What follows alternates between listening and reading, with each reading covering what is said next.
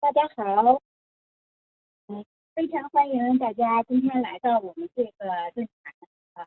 呃，我们生活在湾区的人都知道，湾区的其实现在都不只是三高了哈，都是好几高了，就是高收入、高消费，还有一个高压力啊。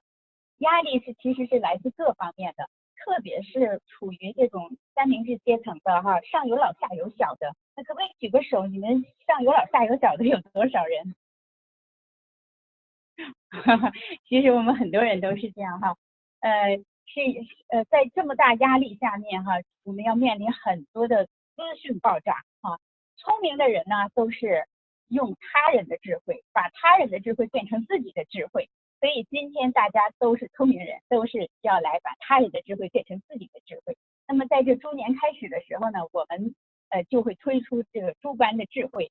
那么我首先简单介绍一下哈，这个今天来办我们活动的这两个主办单位，一个呢就是财经智库啊，一个就是 Perfect Life 啊。这财经智库呢是在我们湾区，听说过财经智库的有人吗？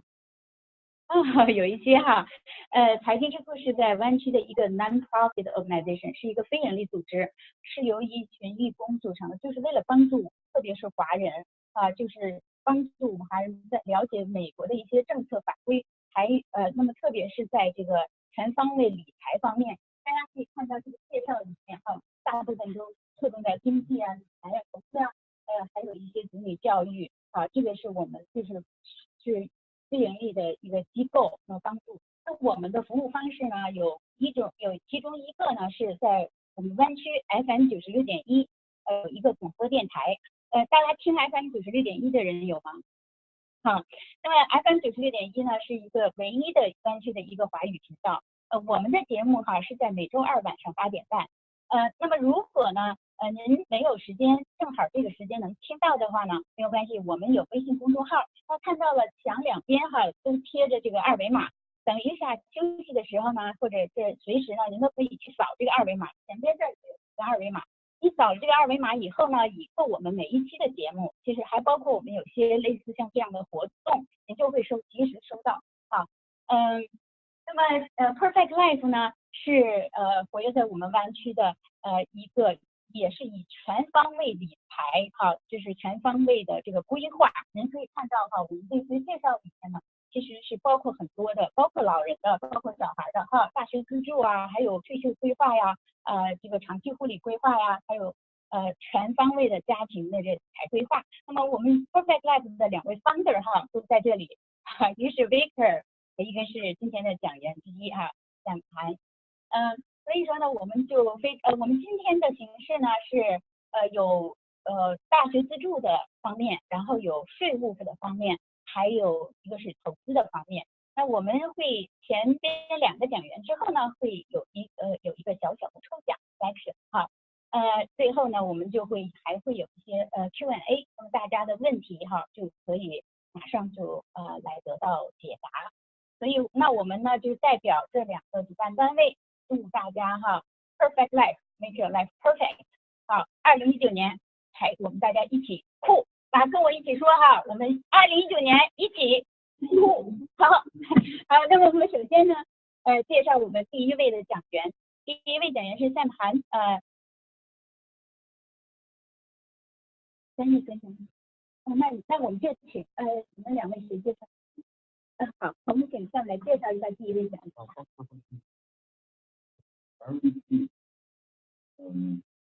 Very well known in the Silicon Valley index company. Typically, they only do the high wealth, high asset families and institutions. We are very honored and we are very pleased to allow them to come join us, give us some investment outlook. And let's put our hands together and welcome Daniel Yan, the Chief Complex Officer of Quantitative Capital. And let's welcome him.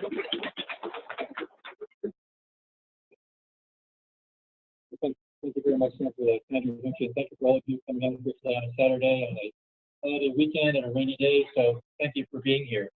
As Sam mentioned, we do service high net worth clients. So we are very specialized in what we do with our investment portfolios. What I'd like to show you today, or talk to you about today a little bit, is what we look at as the 2019 economic outlook. Knowing where we are and where we're going to go, I'm trying to explain to you a little bit what happened in 2018 and what's happening in 2019, what the outlook is going forward. And at the end of my discussion, what I'll do to show you is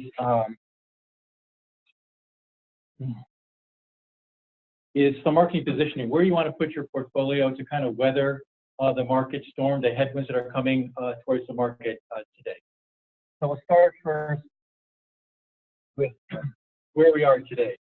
You know, the global economic markets have basically been very resilient over the past 10 years, giving us an expansionary trend from roughly the end of the economic recession to the present time. The chart that I have shown up here today, what this shows you is from January 2017 to October 2018. Just to give you an explanation as to what actually happened back in 2018. 2018 was not as bad as everybody thought it was. It wasn't the entire year.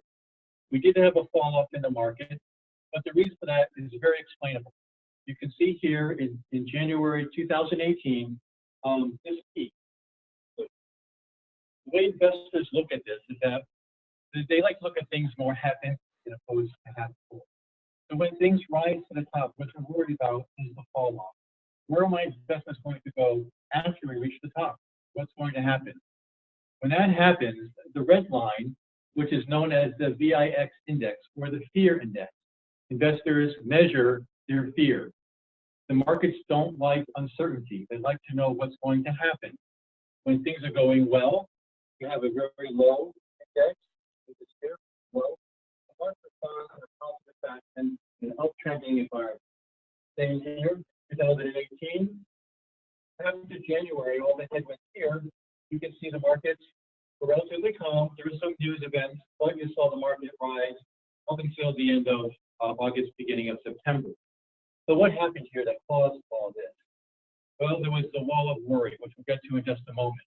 But remember, this time last year, everybody was worried about NAFTA. You know, the administration was going after our allies and our friends, trying to beat them for all types of discounts with trade and with tariffs. That didn't play well in the investment community because a lot of our companies here in the U.S. are multinational. That affects corporate earnings, it affects corporate profits. So the market reacted pretty severely. It came down really rapidly. You have a couple of peaks. It came down. Once that settled down, they saw that negotiations were going fairly well. From the end of the first quarter to the end of the third quarter, we did really well. Market was up pretty substantially. Over here, at the end of August, beginning of September, is when they signed the NAFTA agreement. You know, Canada, Mexico, and the U.S. all agreed in principle that NAFTA, which has a new name now, is in fact in principle something they'll bring to their legislatures to go forward. But it's not been signed by anybody yet. It's not supposed to be signed until maybe March or April of this year, but most likely it will be pushed out. And what that did was that alleviated that major concern, that major headwind that investors had in the marketplace. Now all the other headwinds that were facing the markets have now come to bear, which is why we had a rapid fall off in September, October of last year, all the way through December. And what that showed you, what the result of that was that the S&P 500 was down 6% last year. But in 2017, the S&P 500 was up 19%, and year to date, we're up 9% again. So you can see this volatility. So you can see where this volatility index actually does impact growth in the marketplace. But the fears of the investors come down to what we call the wall of worry. Investors love to worry. They worry about everything. So what are the biggest impacts or the biggest worries or concerns or headwinds that are affecting investors' outlook for the markets going forward? These are the top ones that we have. Weakening financial markets. We've heard for a very long time now that fears are rising, that a global recession is on the horizon. And it very well may be. We don't believe it is, at least not for this year, possibly next year. But you see all the headwinds starting to happen. We're seeing a number of key leading economic indicators starting to decline. They're in positive territory, but they're going in the wrong direction. going down. We'll get into that in just a moment. The slowing growth in China. China has been the largest contributor to GDP growth in the world for the last 10 or 15 years. And that is changing. We'll get into that as well. That affects slowing corporate earnings, since most companies nowadays are multinational companies. That affects their profits. If it affects their profits, it affects the stock and the value of the equity. Pace of the Federal Reserve hikes and central banks hikes. The direction of interest rates has a direct material impact on the direction of the equity market. We will get into that, but the big thing here with this is the fear of the rate of rise of interest rates by the Fed. If they do it in a measured fashion, the market can absorb it and will respond in kind. If it's rapid, that's when you see the major fall off in the marketplace. The second, or the fourth one, the U.S.-China trade tariff issue, as we all know, that's a major headwind right now. We'll get to that in more detail as well. But our initial view is that it's going to come out pretty much okay. You know, we believe both administrations are going to want to save face and make this look good. What's really going to be of great importance to investors is to see if there's anything material in there. Are there going to be high tariffs? Are there going to be accommodative tariffs? Are they going to restrict certain goods and services? You know, who's going to pay for it or not? That's what's going to dictate where we're going to go in the marketplace. But so there's the strength of the U.S. dollar, which greatly impacts the emerging market, especially emerging market investments. And toward the end of our conversation, I'll get into that a little bit in terms of where you want that allocation to be. Then, of course, over in the UK, they have the Brexit, which has been going on forever, and it's basically been a disaster. We'll get into that. But all these individual walls of worries are headwinds that affect the U.S. and global equity markets. It impacts overall world GDP. So as an investor, where do you want to start looking to place your assets? So I'd like to start at the top and work our way down. What we have here is a chart from 1970 to projecting out to 2020. And what this shows you is world GDP. This is gross domestic product for all countries in the world in combination in their growth rate. And what you can see was very obvious here that it's never the same. It's always volatile. That's for a lot of reasons. And the wall of worry is one. Confidence is another. You see the trend line here, about 3.8%. That's the green line going across. But what you see here is that the last number of years, the market has responded. This is part of the wall of worry and the lack of confidence that the market has. GDP for 2018 for the world was at 3.7%. The OECD, which is a major arbiter for global statistics, just came out and said that global GDP for 2019 and 2020 is supposed to decline to 3.5%, and maybe even as low as 3%. Now, each one of those percentage points means a lot. It means jobs, it means loss of equity, it means loss of value, it means a slowing economy. So the thing I really want you to take away from this chart is one key point. World GDP is slowing, not just in the US, not just in Europe or in Asia, but the entire world is slowing down in terms of GDP growth. There's some very key reasons for that we'll get into. So with that being said, what countries impact that GDP number the most? Obviously, there's hundreds of companies around or countries around the world. Which ones are the largest and have the most material impact to that GDP number? Well, obviously, right now it's the United States at 24%, China at 15%, Japan at 6%, and then Europe down here, Germany, UK, France, and Italy coming in at about 15% as well. What happens in those countries materially impacts every single other country in the world to a different degree, but impacts every single country. What each one of those countries' central banks or government does in terms of monetary or fiscal policy impacts every other country in the world because we are all interrelated, more so than most people recognize. So the facts when you hear about a globalization or globalization, that's where it comes from. We are all interrelated in terms of our economies and our equity market. To fine-tune that, what I have here, and I'll just go through this a little bit. And what I like to do is, since we know that global GDP is slowing down, we know that there's 4 major economies affecting the world. Let's find out what's up with each one of these economies, what the growth projections are, which one of these economies are going to be most impactful in a positive and negative direction.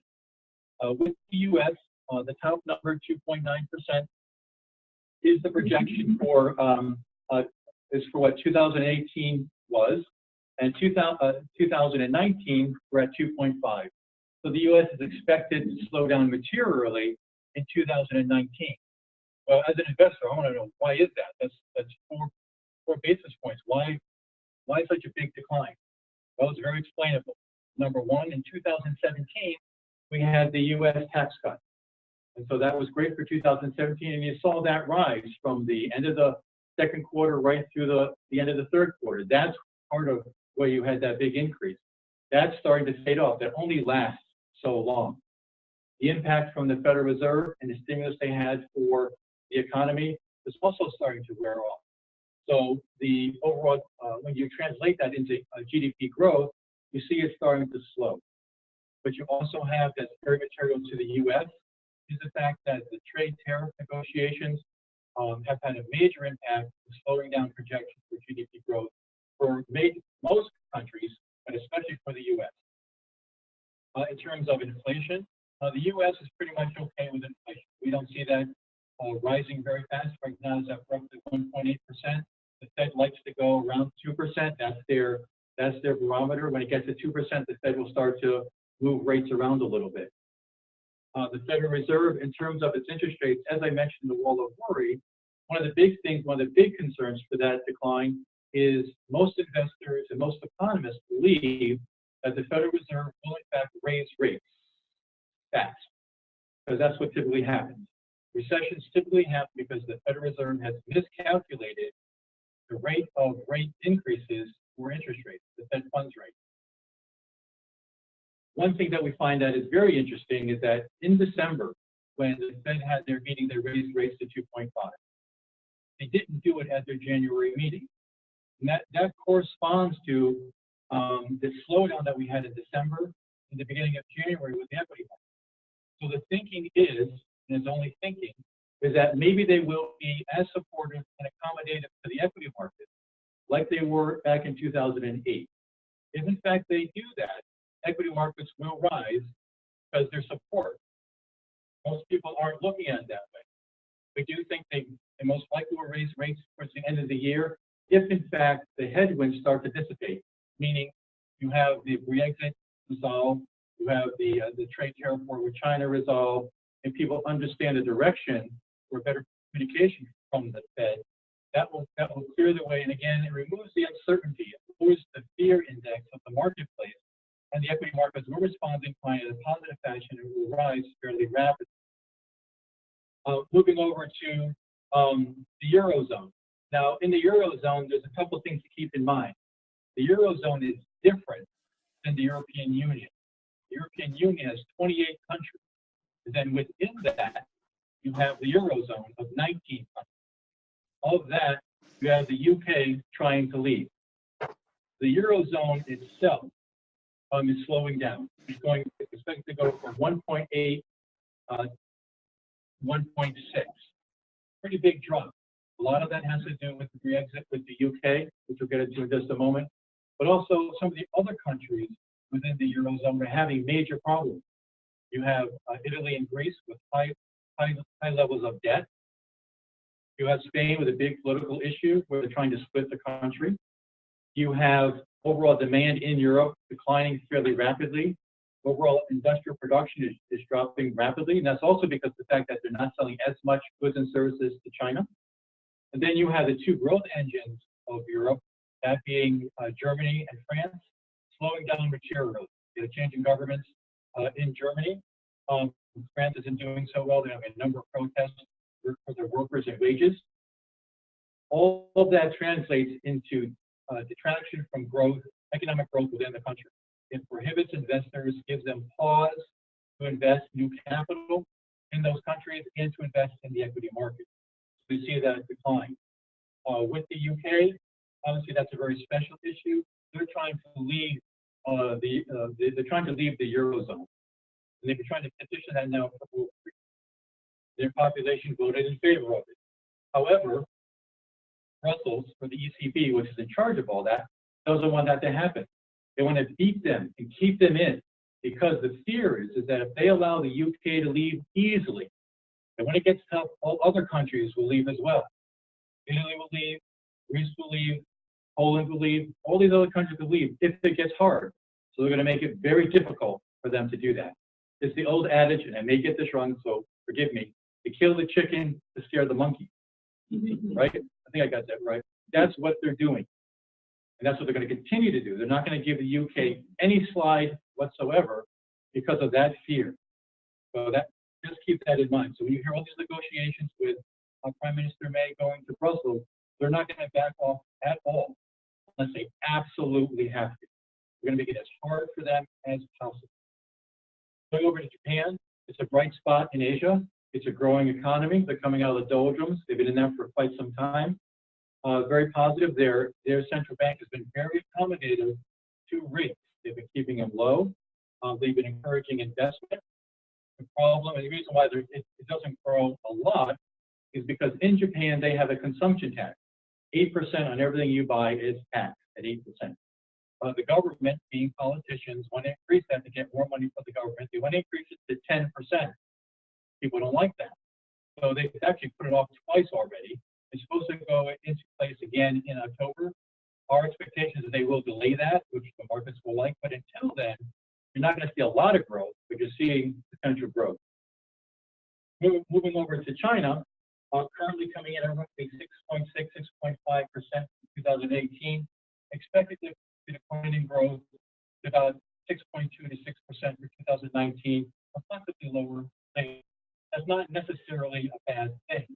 You know, China has been the growth engine of the world economy for 10 to 15 years now, which is why one reason why you did see in the global GDP numbers, it came down because China is a big contributor to that. So it's coming down. But it's coming down for some very good and some fundamental and structural reasons. Number one, China is hugely over-levered. There's so much debt in China, it's not funny. $34 trillion of debt are sitting in China right now. That's why you see the government trying to rein in a lot of these companies. We won't get into how or why they're doing it, but leverage has to come down. In comparison, the United States, we're not that much better. We have $22 billion in debt. So the whole world is basically over-levered. So if a recession does happen, there's going to be a lot more pain here than you saw in 2008. Also with China, they're also being obviously affected by the trade negotiation with tariffs with the U.S. And how that comes out, we'll have to wait and see. But that's a material drag on GDP growth in China. They're still the manufacturer, warehouse, the workforce of the world economy. They just are. And then third, I think most importantly, and should not be unexpected, and they made this very well known, that China is changing the structural nature of its economy. It's shifting from a industrial manufacturing-based economy to a consumer service-based economy, just like every other economy in the world has ever done. China's not special. This is just how economies grow. The U.S. has done it. Britain has done it. The Eurozone has done it. Every economy, when they grow, they start off as an agricultural economy. Then they transition into manufacturing and industrial economies. Then it's a mixed use between manufacturing, industrial, and service. They turn to a service consumer-based economy. However, what people fail to recognize is that an industrial manufacturing-based economy will always grow faster than a consumer-led economy. You can build a bridge for $1 billion. And that's a lot of money for a country's economy. You've got to sell a lot of clothes and sell a lot of banking services to get $1 billion. It's just how it is. It's how these sectors work. It's not a bad thing. It's a very smart thing. And every growing economy does it the same way. In terms of Latin America, it is expected to grow, but that's very bifurcated. You have obviously Venezuela and Argentina having serious problems right now. You have Brazil doing very well. You have Chile doing very well. Mexico is still a positive story. Sub-Saharan Africa, which most people are very surprised at. is one of the growth engines of the emerging market economy. You're having a large human capital investment there. You have a lot of foreign investment there. China's a huge investor in Africa. The United States, not so much. Europe is also a huge investor in sub-Saharan Africa. So what do you want to take away from this chart as an investor? You can see advanced world economies are at 2.3%,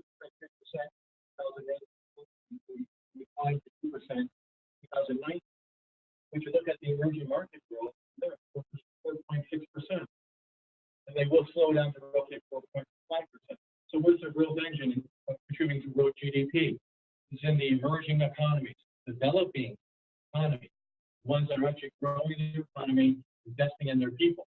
One of the key countries doing that is India, in the center of our chart. 7.3% this year, going to grow to 7.5%. It's the fastest growing economy in the world. And it's been that way for the last 5 years.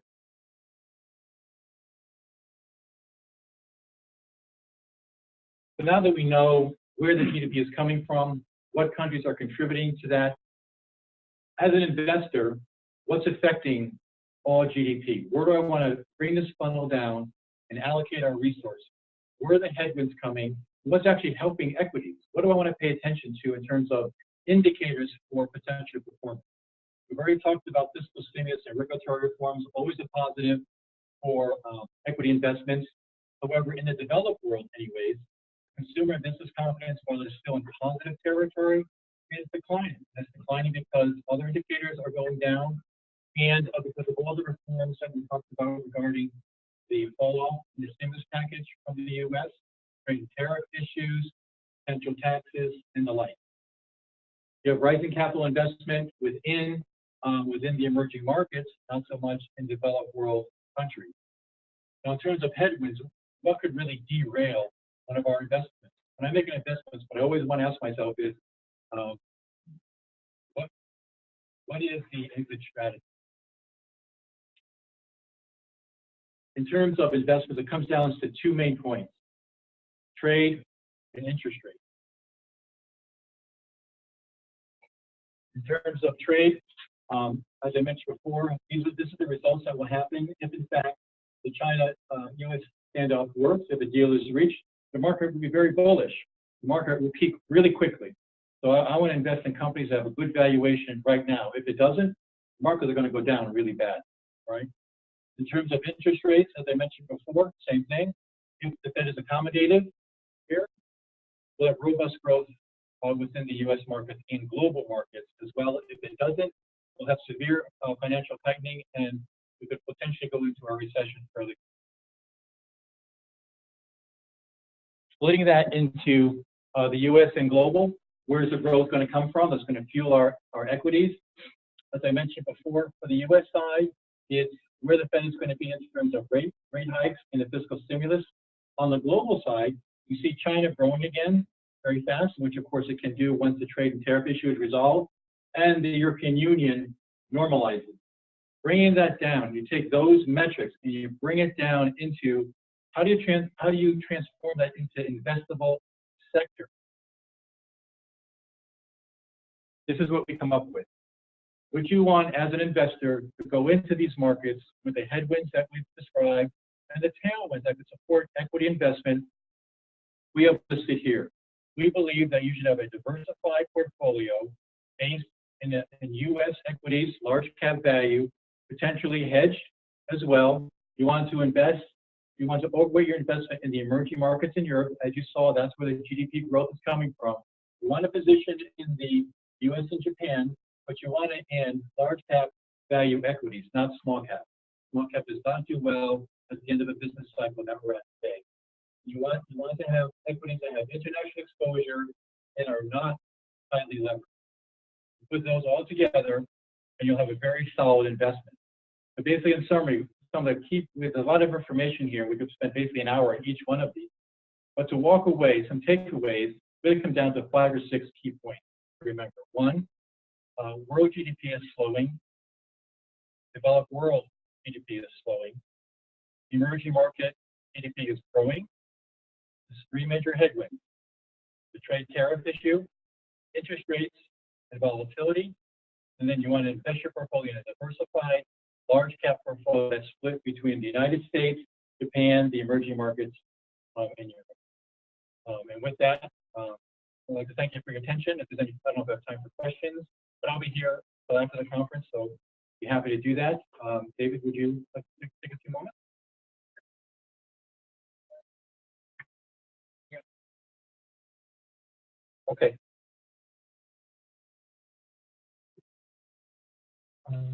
Thank you very much.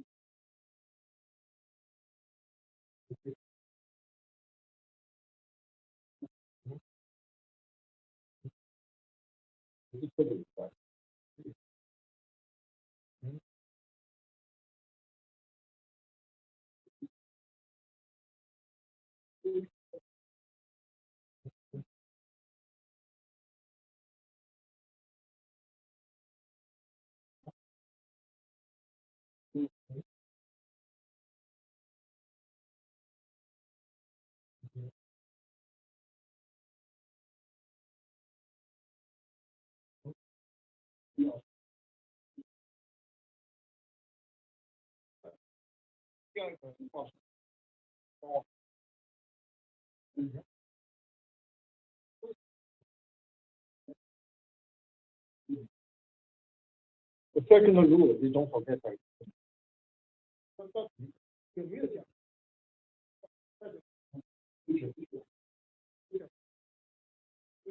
我后面来说自己写作，有这个买零食保险、商船险，还有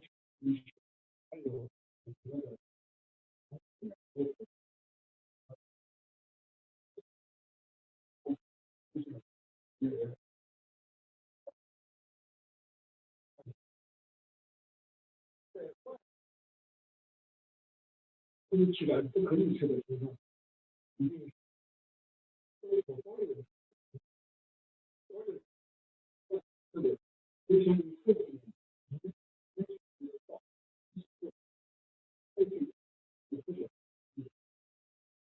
我举个例子，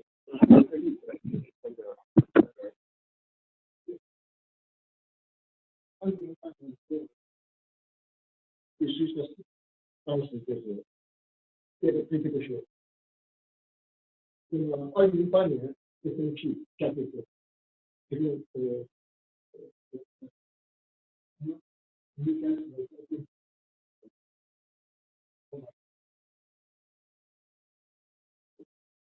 这是咱们自己的，可怕吧？并不可怕，有的人跌了5%，这就是常见的。但是还有就是说，我们用的这个叫 hedge equity 呢，我们下跌多少？我们下跌了。打开视频。S&P 整体下的是对了，下跌，就这个很简单的一个事。如果你2008年投资100块钱，在2007年2008年投资100块钱，到2010年230块钱。那么你就是你的本金就变成63块，那我们呢跌了1.6，那就是说我们的本金还保留在。这样子2010它最好的，我当然我举个对它这个比较最好的一年2009年呢，这是 S&P 可以回报26%，我们的回报呢没有达到20%。因为我们是在一个对冲的基础，那么我们的回报，麻烦打开视频。18.6减去2008年的1.6，这个2年总的回报是17%，就是最好的一年、最差的一年平均除以2的话，我们的回报达到80%。但是第一年如果 S&P 这个市场指数，美国这个500强的公司市场，它是下跌了31%左右的方面，那么它要回到原来100块钱的话，它起码要有60%回报才能回到原点，就不要说能够有所增长。所以说这个策略的话呢，被很多的投资人所接受，我本人也很喜欢。那么很多的这个专家，其实他喜欢就是说，我们怎么能抓住市场的高峰，怎么能够抓住市场的高峰？因为很少谈怎么规避这个风险，就是说，我觉得能够限制这市场的这个防止的市场下跌，没有这样的话，市场抓住市场的没方。我们这个在2008年2月份做了一个很简单的我们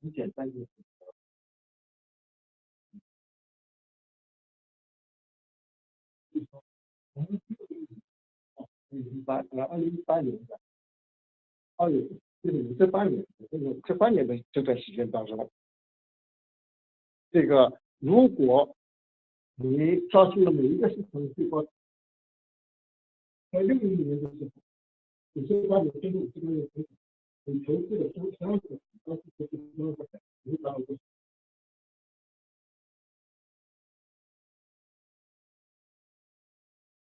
但是如果规避了市场的风险，没有在18年当中避开了44市场大跌的这么一个风险的话，那么它的回报是多少？如果同样的18年时间，它的回报是很显著，这个是87000当时最高点，这个是避开了上跌的。这时候可能没有一个人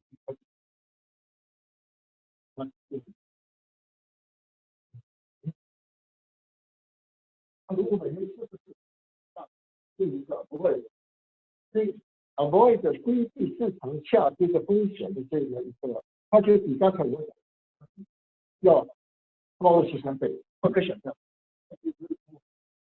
所以从目前情况来讲呢，现在市场从牛市要逐渐进入到熊市。那么作为投资人来说，是不是应该把自己口头要整理，上次我们讲了很多因素啊，有这个global GDP 的expansion 这些。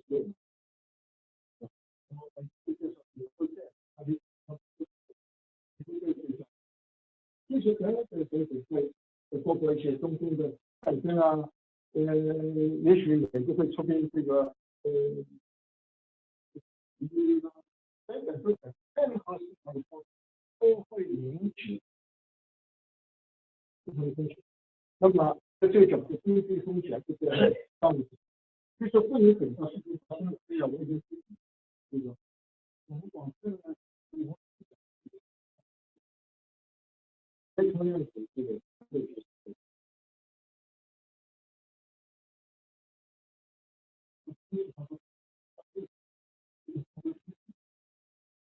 都跟你讲过，不可做山寨。那如果你不注意的话，一下子掉60%的再会追究了。所以说我们公司在这方面具备这样就是能够，当然我们对销售来说是当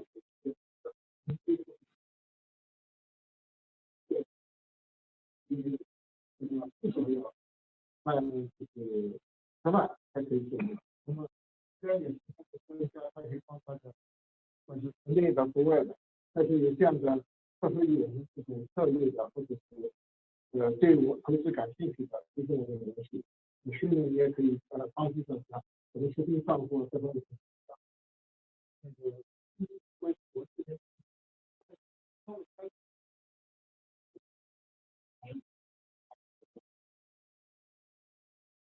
这个方面提供这个原刚才讲的这个上面，下面也介绍这个好的，好Thank you very much.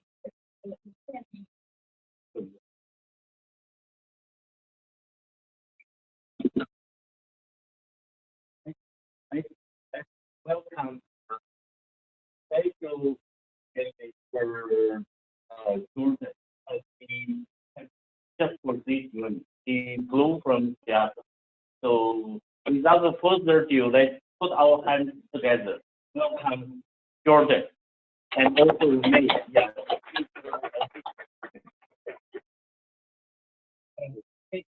My hand.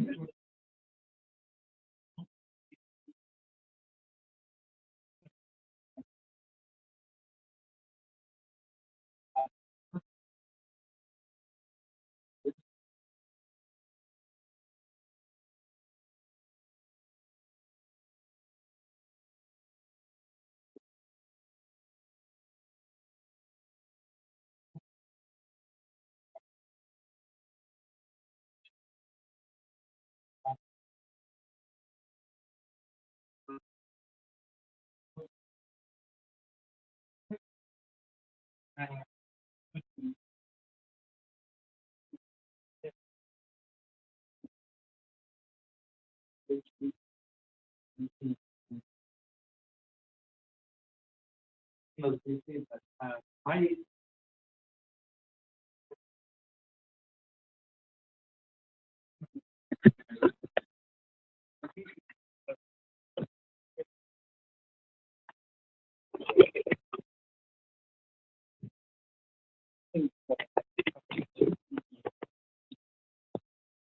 Contact information will be at the end, and then you and I would be happy to send it to you. Oh, sure. So I guess before I go really get into it, can I maybe from a show of hands, do we have are a lot of you business owners, or mostly worried about the individual tax aspect? rental property. Okay. So I'll highlight a couple of things that'll help you. Cool. So I'll keep my time short, but I'm gonna focus on the changes that affect individual taxpayers. So the big conversation for the tax update would be the recent tax reform. You'll see, let me go back one slide. I have 2018 tax update. A lot of the changes that first started or that first became effective in 2018 are also going to be effective in 2019. And really, my goal is to, as a CPA before April 15th, is to help my clients and people understand what's impacting your tax bill. You're all filing your tax returns now, so hopefully I can help explain why it's maybe a little bit different, what Congress was trying to do. So I'll start and I'll focus on individual taxpayers, and then I'll cover some of the ideas that hit business taxpayers. The one thing to note up front also is that California hasn't conformed to most of these changes. So a lot of the changes are in my presentation are in effect federal returns, but not California. And so I'll try to highlight where that's an important distinction. The first big change is the tax rate. It's really small, but the really important thing to take away is that our highest marginal rate last year was 39.6. And for the returns you're filing now and that you'll file in the future, that's been cut down to 37. And then the brackets have also widened. Congress's goal in doing this tax reform was to hopefully lower everybody's tax rate. And I think we'll see as we go, they did that largely for a lot of people. Things are a little bit easier. Tax rates are a little bit lower, unfortunately, unless you live in California or you have some sort of foreign activity. And so you'll see the tax rates are a little bit lower. The brackets are wider. I like to use single as a guide. And so we went from a highest rate kicking in at 400,000 to the highest rate kicking in at 500,000. And so for a lot of our high net worth individuals, a lot of people who are making a lot of money, this tax bill saved them a lot of money. The other thing that I like to point out is that the biggest changes happened in the married filing separately category.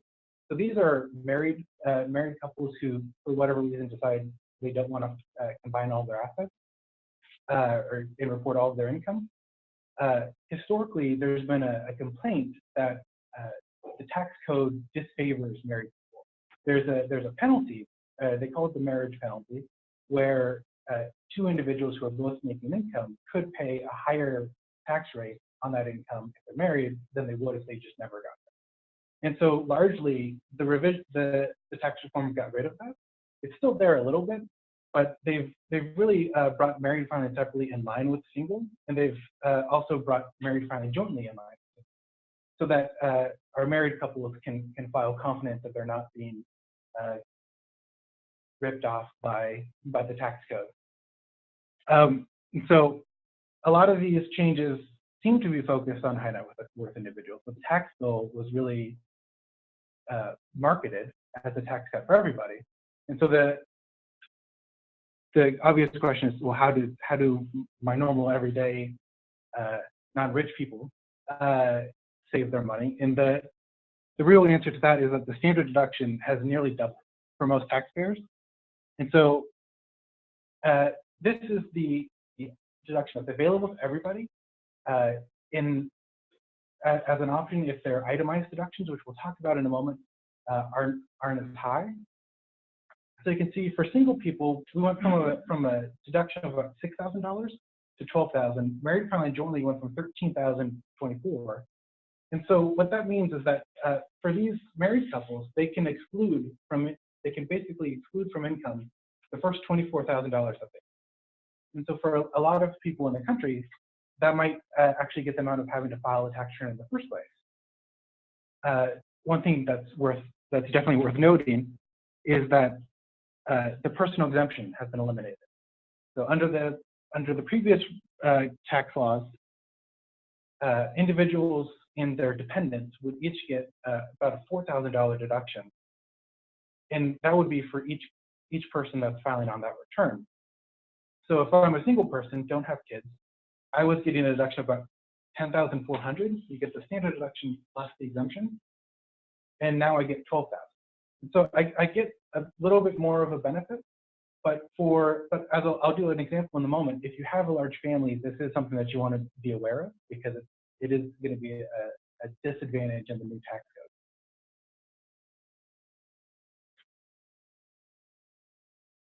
Yeah, so for taxpayers with family, for instance, a husband and wife who file jointly and have 2 dependent children, under the previous tax code, they got a lower standard deduction, but then they got 4 personal exemptions. So they had a total exclusion from their income of about $29,000. Now they're only getting 24. And so while the expanded standard deduction helps a lot of people, it is a disadvantage that you want to be aware of. The other offset, or the other I guess background for the expanded standard deduction is that the goal is to make taxes simpler for a lot of people. So the standard deduction is an optional thing. So you take the larger of your standard deduction or your itemized deduction. And so historically, those have been things like your state income tax, your mortgage interest, your investment interest, the things that you would usually put on the Schedule A of your return. You add those up, you keep the records, and then if those are higher than the lower amount that you used to have, then you get to deduct those. With this expanded deduction, the IRS anticipates that there will be fewer people doing it. That's why part of their big marketing for the tax reform you might have seen is the new individual tax return is a postcard. They didn't simplify the rules so much that it really justifies the postcard, but a lot of people can file on it. A lot of people could probably have filed on a single page before, but that's part of what they were trying to do.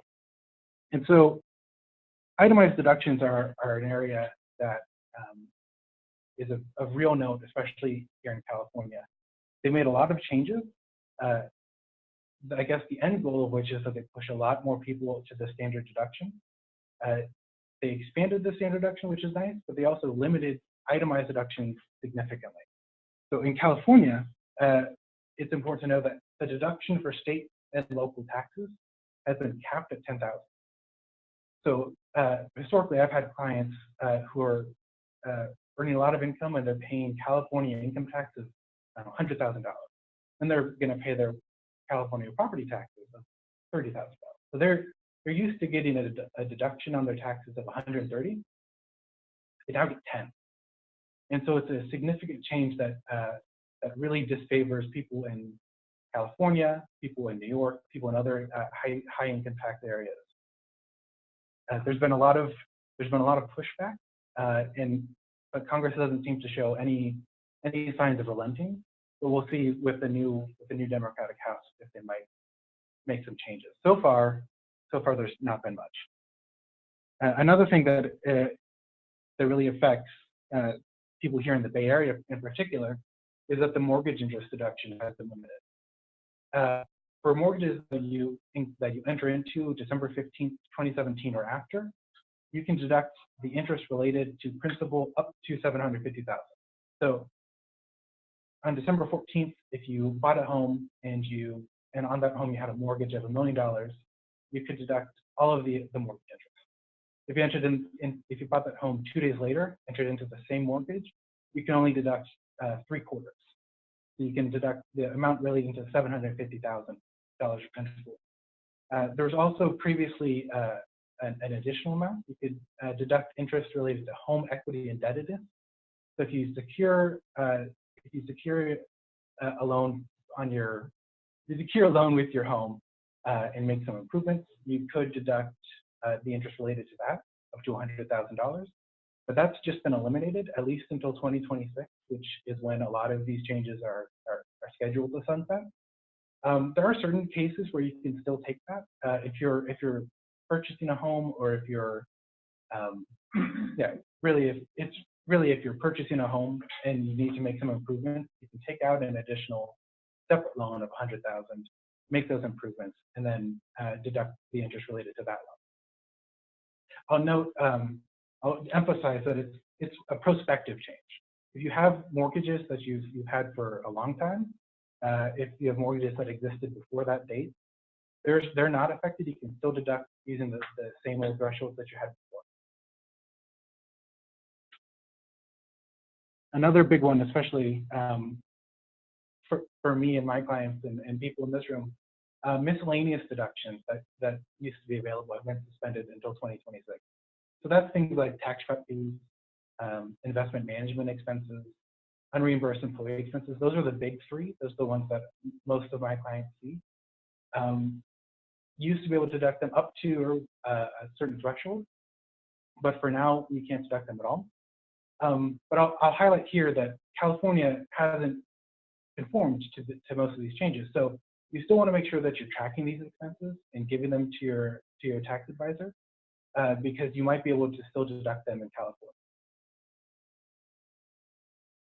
Not all bad news. One of the big pushes on the individual side was that the child tax credit has expanded. I'll just skip that. So it's now $2,000 you can have for your children who are under 18 living at your home. The credit available to you has been expanded from 1,000 to 2,000. Of that, about 1,400 is refundable. So even if you don't have a tax liability, you can still get a credit or a refund of 1,400. They've also raised the phase-out threshold. So if you're so that this credit is actually available to a lot more taxpayers than previously. I'm trying to recall what the previous threshold is, but the idea here is that if you have gross income of $400,000 or less, you can get the full 2,000. If you make more than 400,000, it's going to start to phase out. I think dollar for dollar, or dollar for every $2. There's also a new non-refundable credit for dependents who aren't your children. So if you have other family members living in your home and you're providing them with care and support, you can get a credit of $500 against your taxes. So those are the main big changes for individuals. And so I'll just briefly highlight some of the business changes so that you kind of have an idea of what Congress is trying to do. And particularly, these are things that might help in a real estate business. So the big thing that changed is that Congress expanded depreciation. Congress decided that they wanted to encourage businesses and individuals to go out and buy equipment. This is something that's often done in a down market when Congress wants to stimulate investment, and so they'll make it so you can go out and buy things and deduct it immediately. And that's exactly what they did. So Section 179 expense is an election that you can make for property that you acquire, used, old, usually tangible. But as you can see here, the qualification has expanded. So this is something to keep in mind if you own a building that you use for business. Previously, most of the 179 eligible assets were equipment, machines, things like that, and then certain limited temporary fixtures. But it's been expanded to include a lot more of those improvements. You can deduct up to $1 million. And that's up from, I think, 500,000 under the old law. And the phase out, so that $1 million will start to phase out at $2.5 million. So if you put in $2.5 million of eligible property, you can deduct immediately $1 million. If you put in $3 million, I think you can deduct about 500,000, which is still a lot. And that threshold is up from, I think, 1 million last year. They also expanded bonus depreciation. So this is extended through 2026. This is one of those provisions that the IRS likes to give you. Oh, we'll do it another year. We'll do it another year. And so it's always a little risky to plan on it, but you can now. We have it for at least 9 years. And we expanded it. Previously, it was only new use property. What Congress was trying to do was to get people to go out and buy new things that somebody had made so that they can incentivize people to make things. But now they've expanded to also include certain used property, which is a big thing for a lot of my clients. And you can deduct 100%. The big difference between 179 and bonus really is that you can take bonus and create a loss. 179, you can only lower your income to 0. But for bonus, especially if you have a pass-through, if you have a property that you hold directly without an entity, you can create a loss and maybe use that loss against your other income. Then there's some bad news. This might affect small business owners and just employees. The IRS added some limitations on meals and entertainment. You can't deduct entertainment expenses at all anymore. Meals, you can still get 50% a lot of the time, but entertainment, including membership dues. So if you have tickets to a sporting event, if you have season tickets even, so that you can take out clients, you can't deduct those. Also, if you've been receiving a qualified transportation fringe, so that's that would be your commuter vouchers, bus tickets that your employer might be paying for. You can still exclude them as an employee, but the employer can't deduct them anymore. I'm going to kind of skip through net operating losses since it's not a broadly applicable thing. The idea to keep in mind, though, is that there are changes in its perspective.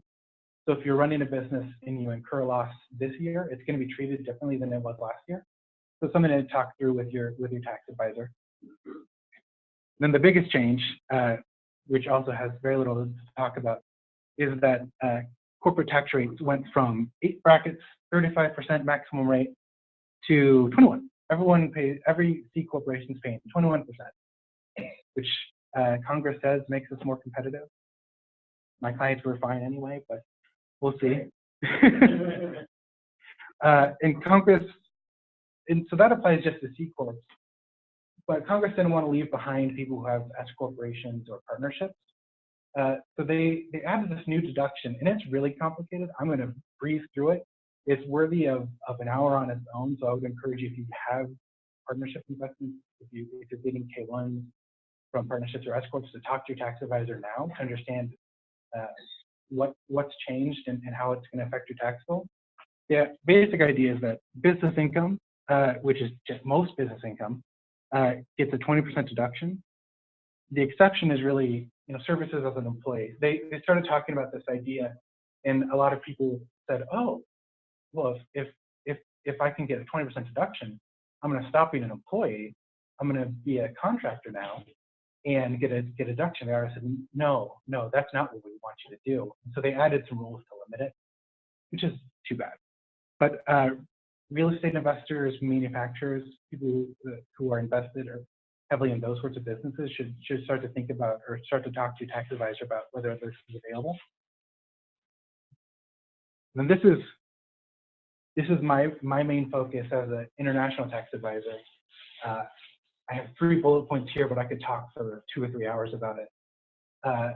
The tax reform, one of their main focuses, other than making things simpler and easier for people, which was somewhat successful, was to transition corporate taxes or corporate taxpayers from a worldwide tax system where the corporation pays tax on all of the income that it earns worldwide to a territorial system.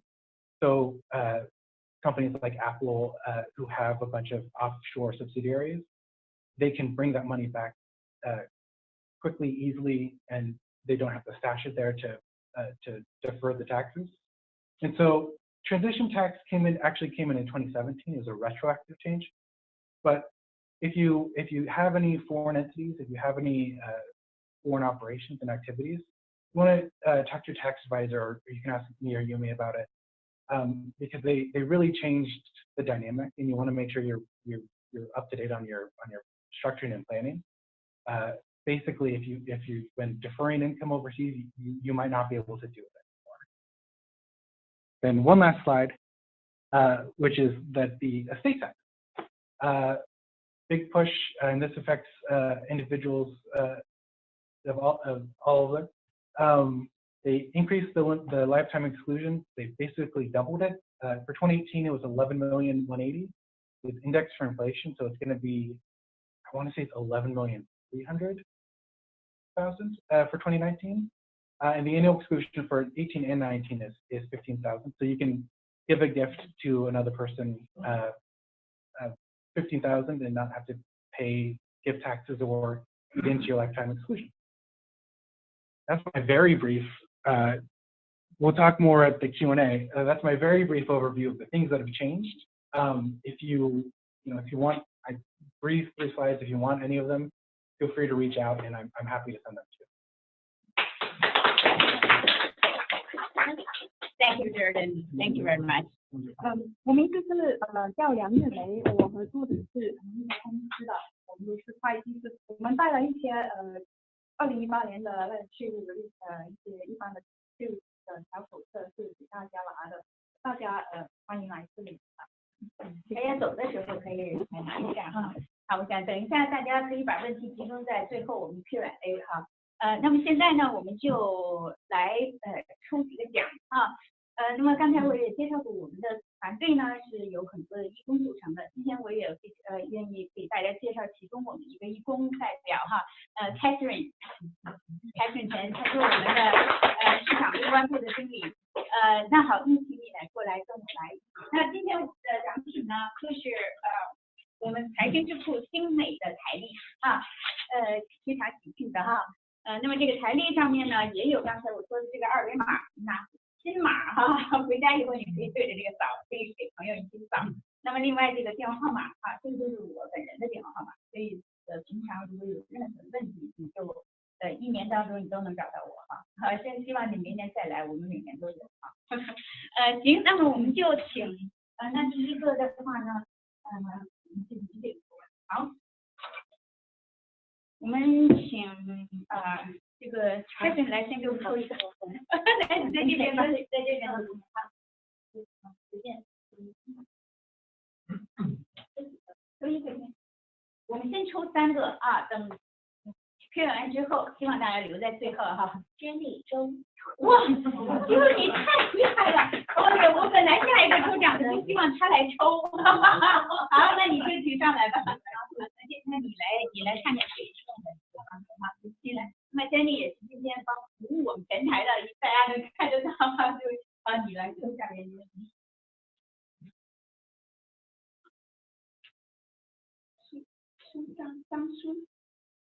张叔，哇，今天都是 lady， 哇，爱你给张叔来拿一个。好，那么下面我们可以请 David 来给我们做一个，好，下面。这除了我自己。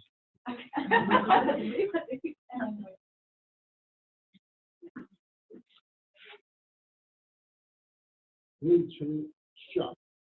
哪一个可以？啊，哇，今天全部我有一个，我以为全都是 lady 哈。好，我们就等一下还有哈，我们接下来就来有请我们第3位讲员。刚才我有介绍我们财经智库的时候呢，介绍过FM 94.1的我们广播电台。那么另外呢，我们服务大家的方式呢，还有一个嘉宾联盟。我们嘉宾联盟里面都是汇集了多年来在我们节目当中的嘉宾精选嘉宾，那么他们成了一个智多星的嘉宾联盟。那么等一下我们这位讲员就是我们的智多星之一啊。那么Sam 呢，他也是Perfect Life 的 founder， 我们刚才有几位来晚了哈。但他在这个financial 领域哈，就是已经有20多年的经验，那么可以说是涉及我们生活，你家里面哈，不怕你对不对，就怕你想不到，你家里想到的疑难杂症啊，基本上他都能帮你解决。从小孩子的这个助学金规划，到老年人的这个 long term care， 到我们中年人的这个怎么样的这个umbrella 的这种规划啊，甚至是一些跨境有亲朋好友在中国，就是国际的投资、国际的资产规划啊，都能够 cover。现在我们就掌声有请 Sam。好，谢谢大家。今天这个我想问一下啊，有几位是父母马上就是孩子就已经申请到是 senior， 现在已经申请已经得到大学录取的有没有？有1位是吧？有2位。有没有 junior 的？有1位 junior。那 sophomore 的呢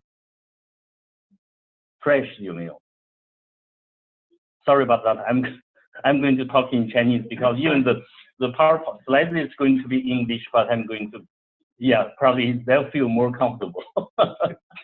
OK， 那如果说是这样的话，我就很快的 go through 一下，因为我们这个讲白了要说这个大学助学金的话呢，我们讲的就是2份表格，一个是 FAFSA， 那就是作为公立学校这一部分，就是2份，另外一部分的话呢，是一个 CSS profile。CSS profile 呢是在全美国差不多有400 private schools they use this one， 主要是为了这个所谓私立学校，尤其是常春藤的这些私立学校呢是用这个表格，它除了不仅仅像这400个学校呢，不仅仅是用这个CSS， 还要用 FAFSA， 基本上看起来是2个表格但是呢这里面事实上填起来很容易，也不是那么容易。事实上你要是有各种各样的consistency， 还有各种各样的这些要连接，那要 make sure 就等于说它是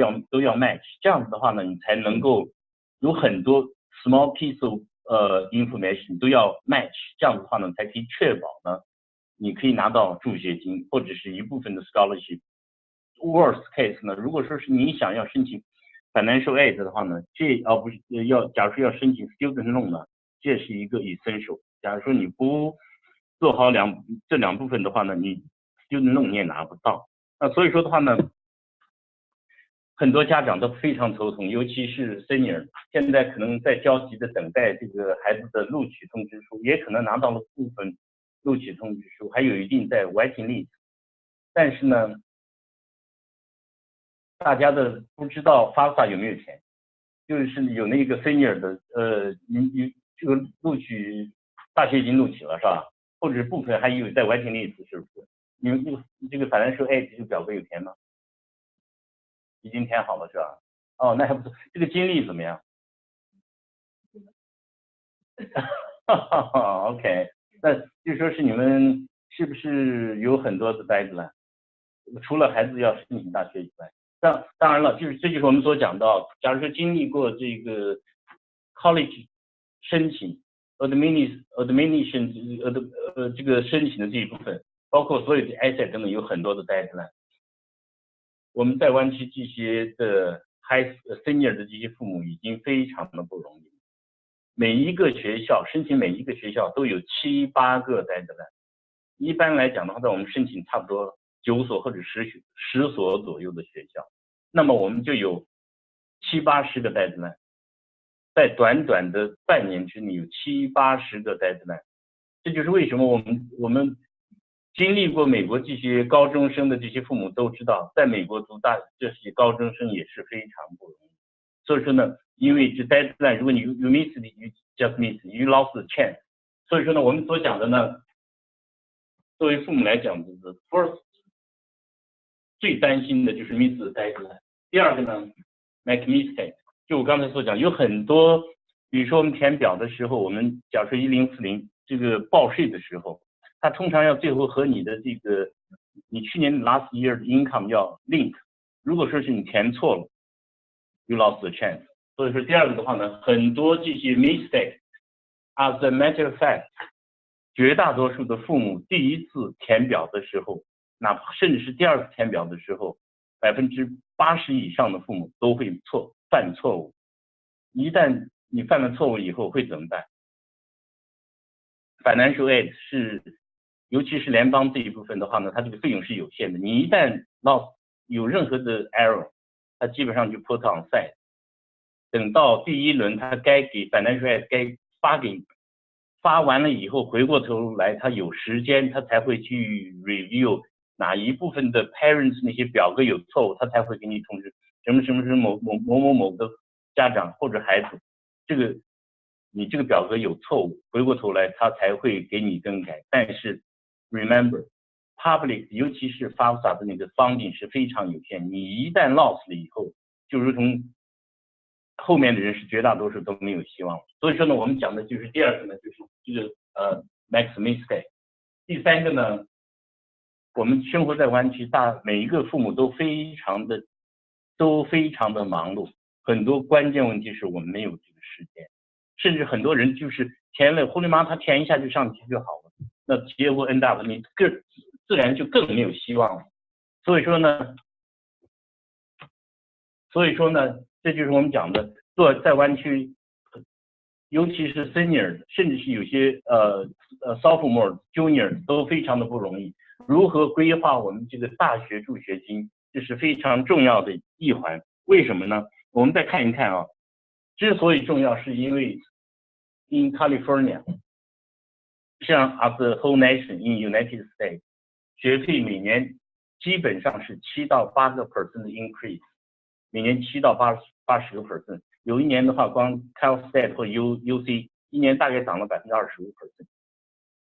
所以说呢，这个 cost 非常的高。还有一部分呢，尤其是像现在这个在 UC 系统，按说你是4年可以毕业，但是呢，现在绝大多数的学生，尤其是engineering、computer science， 绝大多数这些 school UCLA、UC Berkeley 4年你是绝大80%或者90%都要5年才毕业，因为你选不到课，因为这些课太 popular， 所以说这就 end up 多一年的多读1年 means what， 你多付1年的学费。所以说呢，我们再看一下啊，那回到就是学费很贵，另外每年增长的比例都很高。那么我们讲如何只有4种方法去付这个学费。我们第一种的话就是用我们的 saving， 我们的储蓄。有的是父母来讲的话，不管是你房子里面的 equity 啊，或者是甚至是 401k 或者是 IRA， 到最后没有办法，就干脆我们因为华人都希望孩子能有一个很好的教育，但是如何支付这部分的学费是一个很大的一个问题。那第一个就是，第二个的话呢就是 loan。我们华人有这个 student loan 的并不是特别多，但是这几年呢有增长这种趋势，尤其是生活在湾区，房子特别的昂贵。那但是我们很重视教育的这些父母怎么办？到最后假如说没有办法，只能是 loan 也是非常的昂贵。第三个的话呢就是 scholarship。那 scholarship 我们讲现在呢，老实讲是有很多资源，但是如何申请又是另外一个deadline。那第4种选择，实际上有些父母也是这样的，很无奈，就是说 I go to cheaper school because I don't have the money。那有些的话呢，甚至当然就是第5种的话呢，我们不建议这种方式了。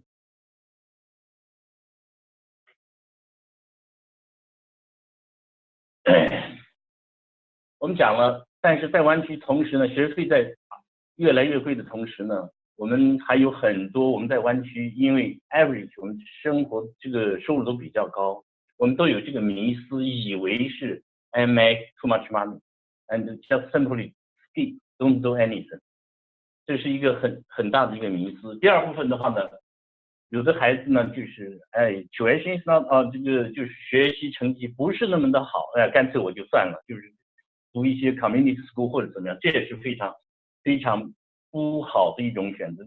还有呢，我们在湾区华人，尤其是华人的父母，我们喜欢投资房，我们喜欢投资地产，这是好事情。但是呢，千万不要以为你有了一个投资房，或者是有了几栋投资房，你就拿不到助学金了，这也是一个迷思。所以说，总之一句话，有各种各样的，我们不管怎么样 ，the worst by the worst， 我们一定要 still follow the FAFSA 和 CSS， 一定要 at least you don't want to lose the chance， 一定要做这一部分。那当然了，要做这一部分的话呢，还是要做对。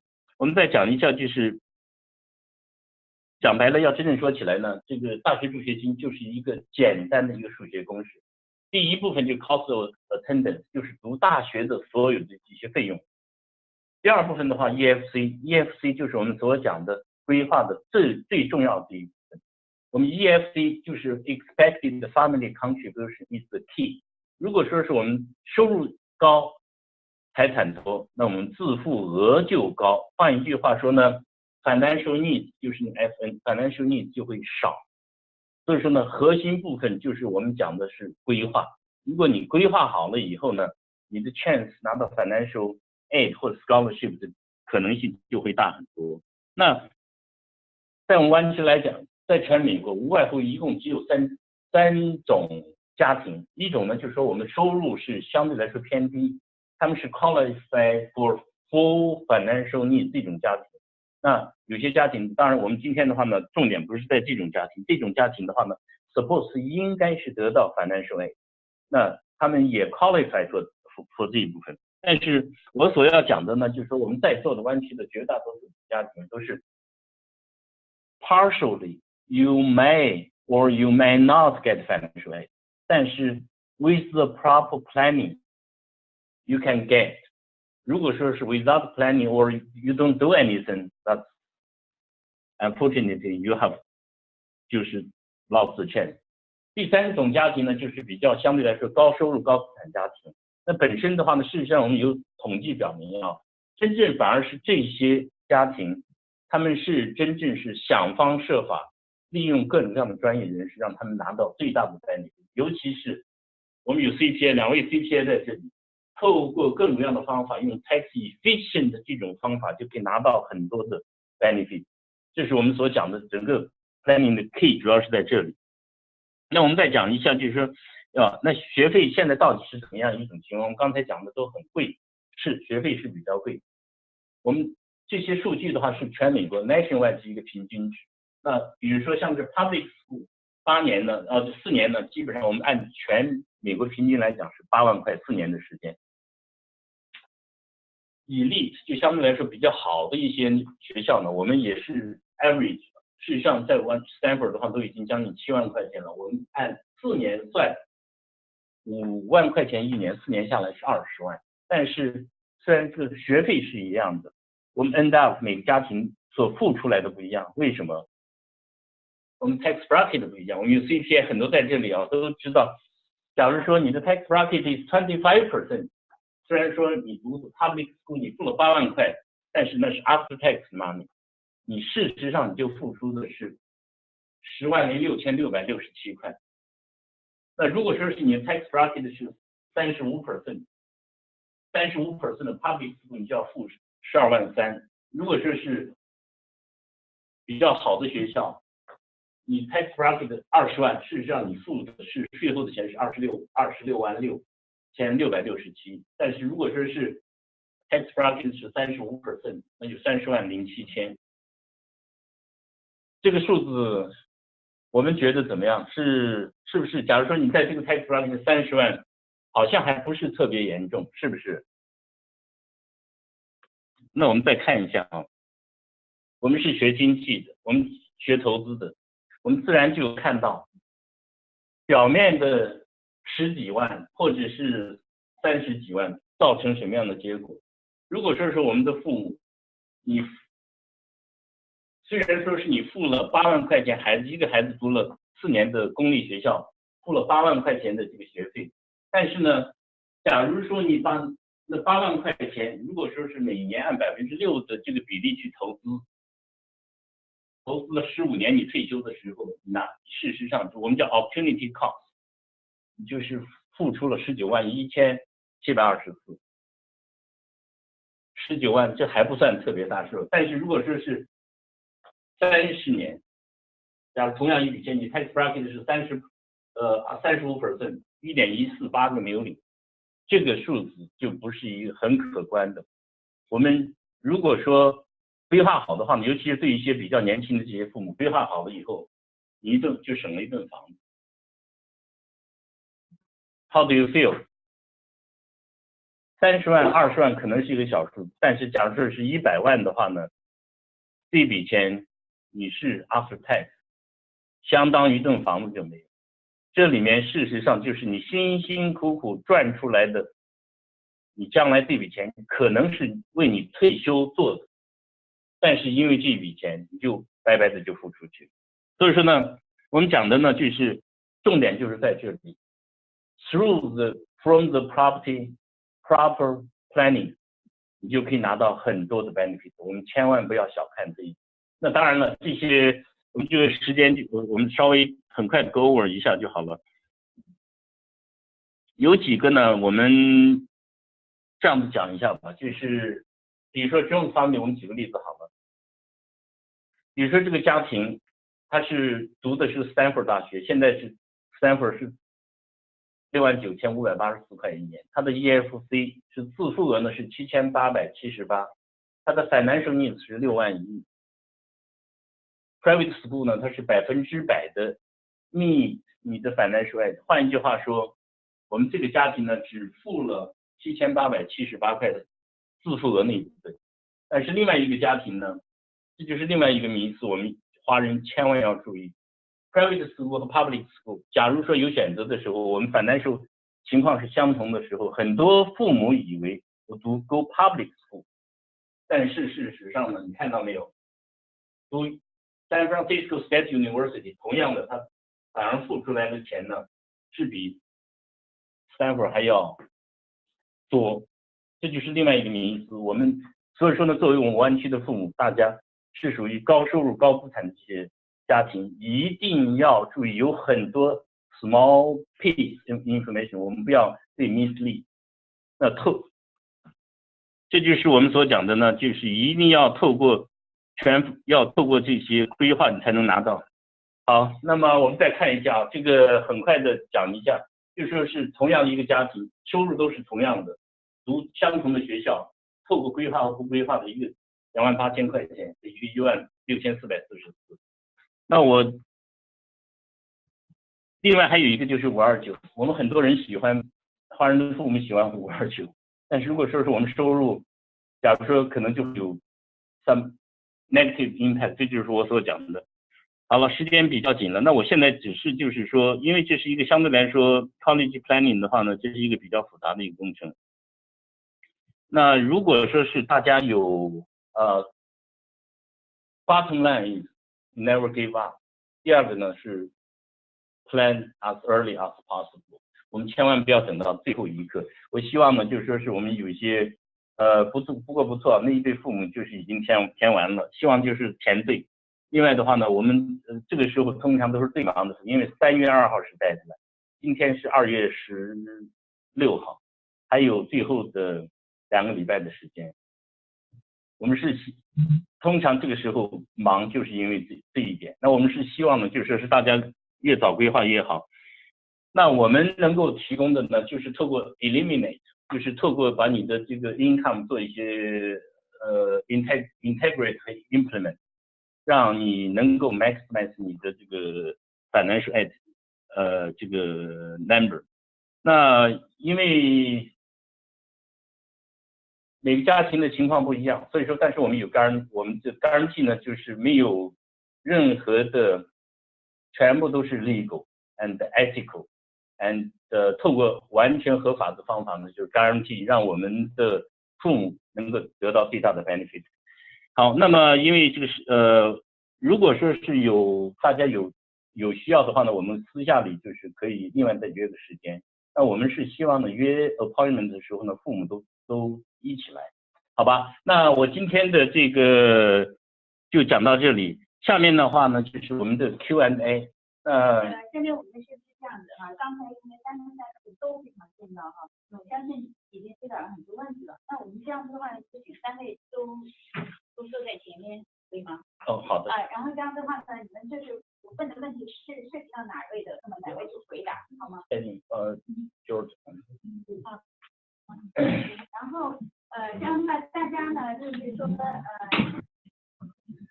望大家充分利用这一段时间。当然呢，其实很多的都是特别风税啦，还有这个资助啊，就是特别细微的东西。那肯定是希望你下来单独再约的哈，就是说你可以现在先把时间那个先提出来。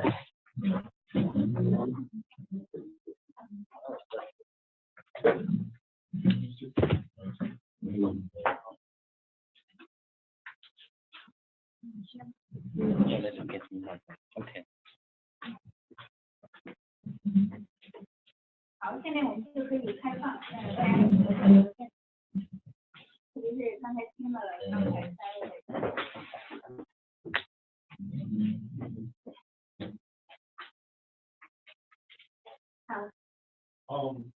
I have a question for the gentleman from the Jordan. Yeah. I'm sorry. I have a rental property overseas, Currently, I have about probably 5,000 to 8,000 a month of income. And from the previous 2 years, I have filed a tax return by including those annual income into my individual income. Okay. The rental property is under my name. It's not under the company. Okay, which I inherited from my family. Okay. So what's the best strategy to take advantage of the new tax code to reduce the burden of my tax? I know that a lot of the tax codes are applied to the domestic property, but as you know that a lot of Chinese or new immigrants, we inherit or we own the property from other countries, right? Right. Especially the rental or the commercial property there. How do we pay the lower taxes in terms of the new tax code? One item that I think a lot of people miss or could benefit more from is depreciation. Since you inherited this property, do you have a sense of what the fair market value was when you when you yeah. I did a study on the by reading the articles there. Unfortunately, those are foreign property. You know, the appraisal value is very high, but the tax basis is very low. Okay. You know, for example, in America, if you the Bay Area, the fair market value is $1 million a house, right? But the tax assessment is only half of it, right? Right. So this applies to the foreign country, and even worse. For example, the house in China may cost the market value maybe $1 million US, but the tax assessment value is maybe only $100,000. It's one tenth of the market value. So how do you? So there's no way to take advantage of those assessment values in terms of property value. Yeah, I mean, as the further and further away you get from the inheritance date, it can be more difficult to get an appraisal. You could get a private appraisal of what the value would have been on the date that you inherited it. And then you can use that. So I don't worry about the capital gain so far, but I'm talking about you're talking about the appreciation that you could calculate by 29 or 39 years, right? Yeah, but that's very little. It doesn't help me to reduce my tax. Okay, yeah. I guess it depends on the value, because when you inherit property, your basis becomes the fair market value on that date. You do get a step up, but you're right. It is over the course of 40 years, so it doesn't help on it. It doesn't help too much, right? I mean, unfortunately, the tax reform didn't make a whole lot of changes to that situation. To the foreign property value. If anything, it made it a little bit harder. Foreign income. I'm talking about foreign income. How do I reduce the tax burden? Do you pay taxes on that income? Of course, where the property is. Yeah. In the country where the property is. If the property is in China. China, yes. If you pay taxes there, you might be able to claim a tax credit. It's also very little, almost none, right? So every country has different tax laws. But unfortunately, once we become a new citizen or the green card holder, then we have to pay the taxes overseas there, right? Yeah. And suddenly my annual income increased dramatically.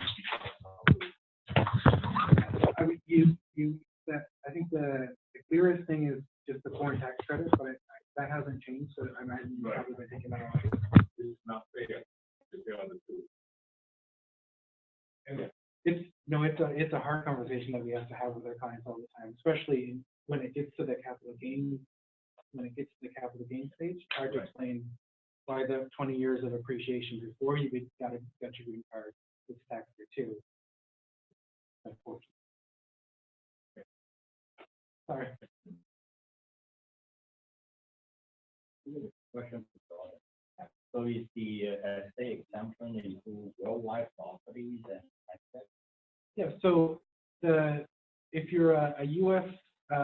Cited person, so if you're a resident in the U.S., it does include your worldwide. If you're a non-resident, there haven't been any changes to the exemption. It's still much lower than 60,000, but that would only apply to your U.S. assets. But this big lifetime exclusion of 11 million, that's what applies.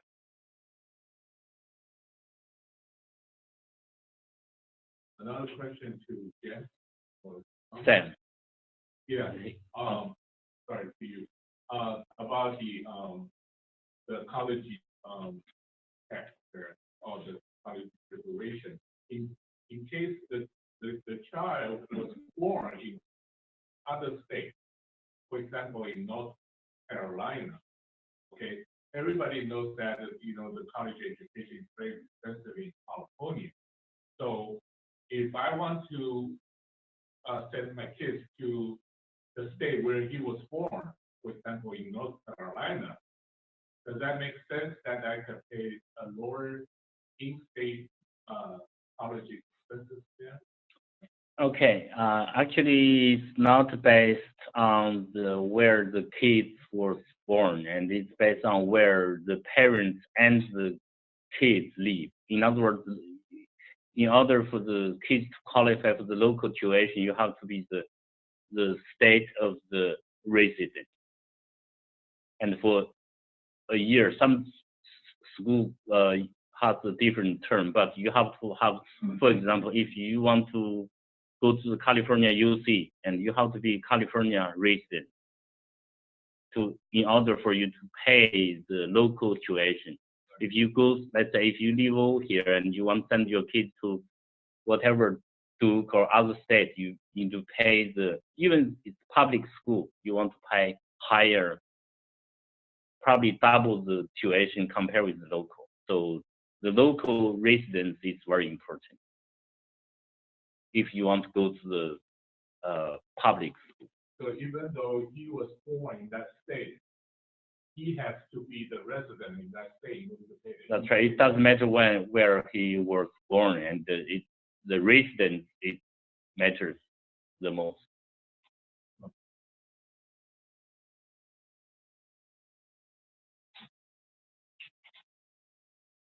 I have a question for Joseph. I think since you are specializing in international tax, when I was working with Charles Schwab, they have a lot of clients. They're confused with what the income report. So is there any penalty or whatever? This is like, especially for the Chinese investors. They're not really skip a tax, but we don't know. But finally, they get penalty or whatever. Thing is just really like highlight. Yeah, so there's so once you become a U.S. tax resident, so citizen, green card holder, or just present in the U.S. for more than 183 days, you're subject to tax on your worldwide income. The days test really comes as a surprise to a lot of my clients. And the IRS will tax you on your worldwide income, and the way that they do that is they require a lot of affirmative disclosures of assets. So foreign corporations overseas, foreign partnerships that you own overseas, all have a special disclosure requirement, and it varies depending on how much you own.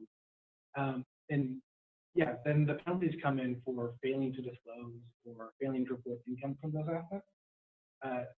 Failing to disclose is a pretty easy, it's a relatively easy thing to get through. If there's no income that's been omitted, there are delinquent procedures, which basically you resubmit your return with those disclosures and a statement explaining you didn't know.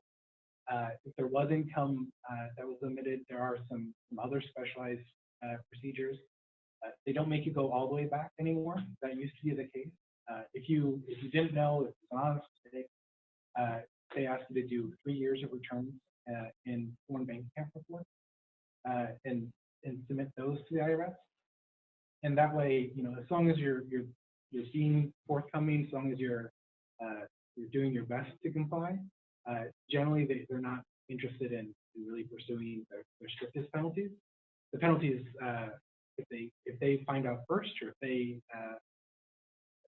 if they contact you about the things you might have forgotten, are much steeper. So the quickest or the easiest thing that a lot of people forget or don't know about is foreign bank accounts.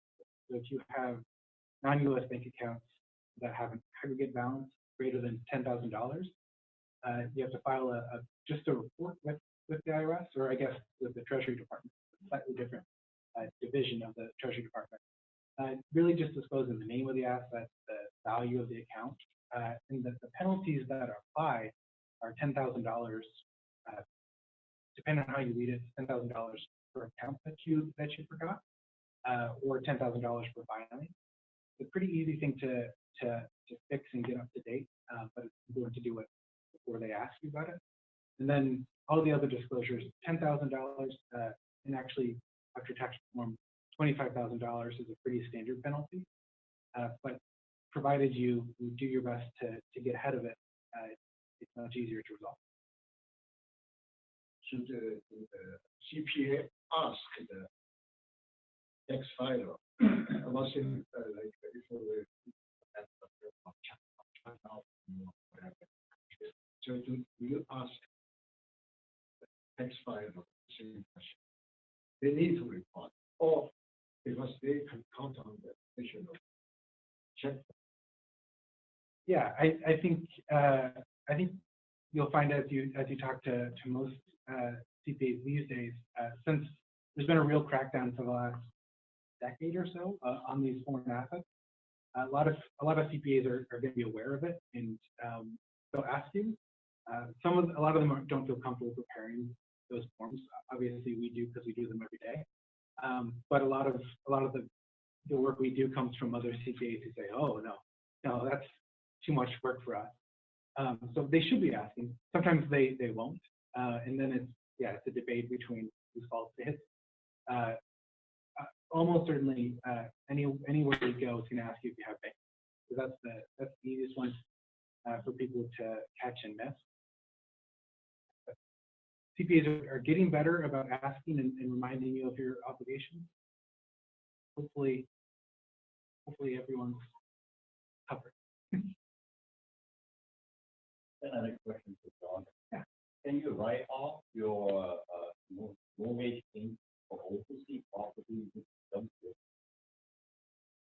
In certain cases. So normally the mortgage interest is only going to be deductible for your primary residence. So if you're actually living in it, there is, and I believe it's still after the tax reform, there has historically been a deduction for a second home. So you can deduct a mortgage for something that you keep just as a vacation property for yourself. And of course, if you rent it out, you can deduct it against any income that you. And there's also an argument. It can be aggressive, but depending on your purpose for holding that property, if you're holding it so that it appreciates in value and you think that it's hopefully a nearer term capital gain, you might be able to deduct it as investment interest, or at least claim it as investment interest. The third, it's a really facts and circumstances situation. Second home and rental is easy, no problem, pretty much no problem. So you folks work with Taiwan, China, and foreign countries like. Yeah, we have clients all over the world, but we have a really growing China, Taiwan, Hong Kong group of entities and individuals to really they're really growing, whereas some of our European clients have decided maybe not worth coming to the US. I have a question about investing. I want to know where we are right now. So considering the past 10 years, like 2008, the second lending, and then there's a and now we're kind of start. I want to know where we are. Are we here? Are we there? We're still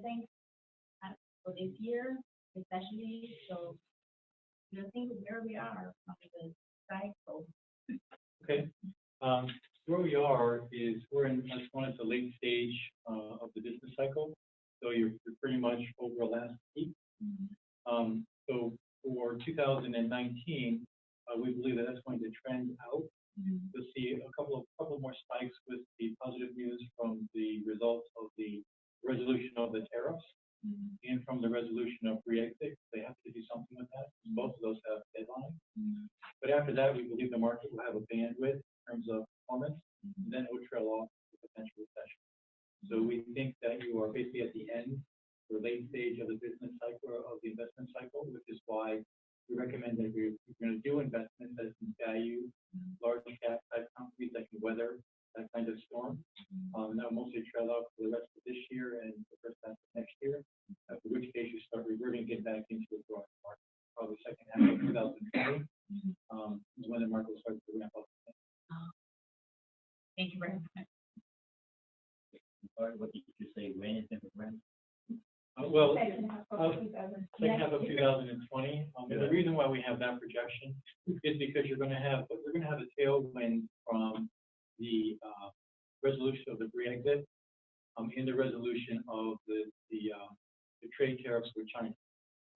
They both have deadlines, and sure they can kick the can down the road for a while, but it can't be too long. Don't forget there's a lot of politics involved in both of those topics, both for the Brexit with the ECU and with the UK.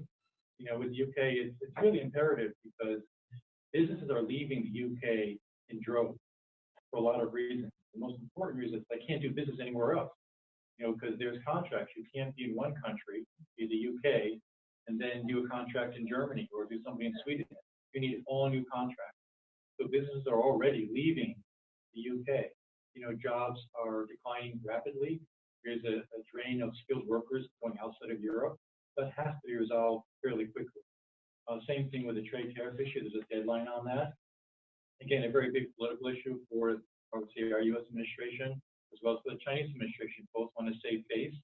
Both want to come forward with something positive for all this news. So once those positive news events work through the markets, markets will trail off because there is no other good news out there.